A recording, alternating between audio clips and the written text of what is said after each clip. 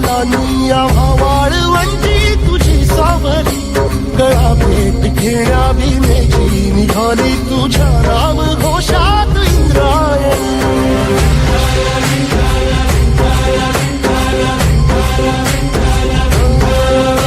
भिडे आसमंती ध्वजा वैष्णवांची उभी पंढरी आज नारावली तुझे नाव ओठी तुझे रूप ध्यानी जीवाला तुझी आस गाला गली जरी बाप साऱ्या जगाचा परी तू आम्हाला करा